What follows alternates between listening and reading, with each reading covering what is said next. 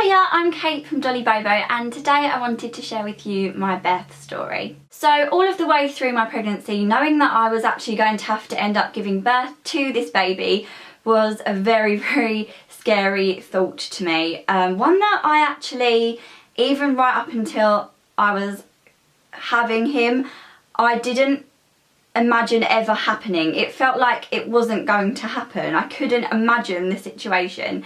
At a certain point in my pregnancy, I think it might have been about 6 or 7 months along, my midwife started talking to me about birth plans.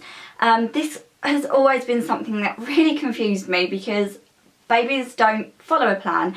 So trying to make one wasn't something that personally for me put my mind at ease, because the way my brain works, it's a little bit negative. I kind of think, well, if I make a plan to do something, the complete opposite is going to happen. Not the best way to be, not the most positive way to be, but it's just the way I am. I was offered things like a water birth, to which I kind of said, could I make my mind up on the day, because I didn't know what the pain was going to be like, so I didn't feel like I could give an answer right then and there to say yes, I would like that, or whether on the day I'd be in so much pain I wouldn't want to get into a pool of water. I really didn't know. It was such an unknown thing to me.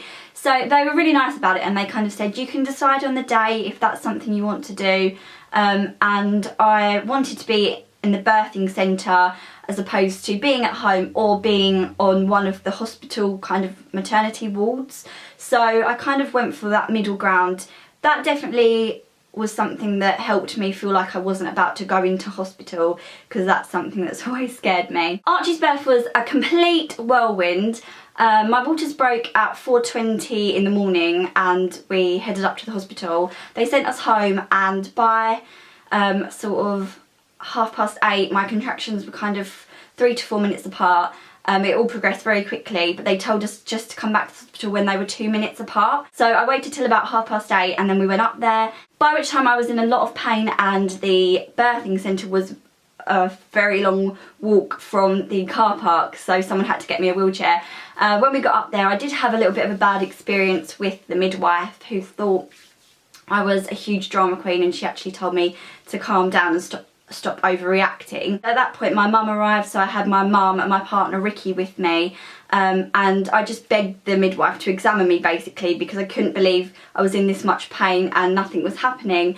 And I was actually 9 centimetres dilated and within minutes ready to start pushing them out, and that actually gave me so much strength, because I went from the midwife kind of just thinking I was a drama queen to thinking, oh, I'm wrong, actually this girl's being really brave, she hasn't had any pain relief and she's going to push this baby out. And that's something that's actually stayed with me ever since. It's given me a lot of strength, and it's probably the thing I'm the most proud of that I've ever done. All in all, it was a great experience, and we were at the hospital 58 minutes in total and he was born. So yeah, it was a huge whirlwind, a crazy experience, but one that I actually wouldn't change for the world, and I actually now look back and think I was so lucky with how it all worked out. After Archie was born, I just can't even describe the emotions and the feelings of love that I had for him. One of the most surprising things was he looked exactly how I'd imagined him in my head ever since I knew we were having a boy. He was just the exact image I had pictured for all these months. So this is one of the very first photos that we took as a family in the hospital. It just means so much to me because it shows our family for the very first time. It's the one we showed to all of our friends and family to kind of announce that he was here, and yeah, it makes me feel a bit emotional and choked up every time I look at it. In conclusion, I think it really depends what works best for you. If it really relaxes you and puts your mind at ease to make a detailed birth plan, then do it. But if you just would rather go with the flow, then do that as well.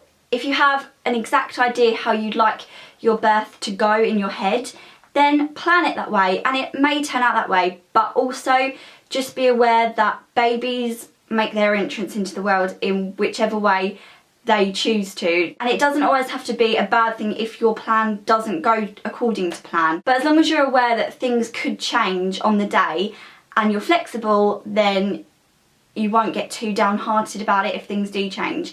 As long as you have a happy and healthy baby at the end of it, that's all that matters. So in a nutshell, that's my birth story.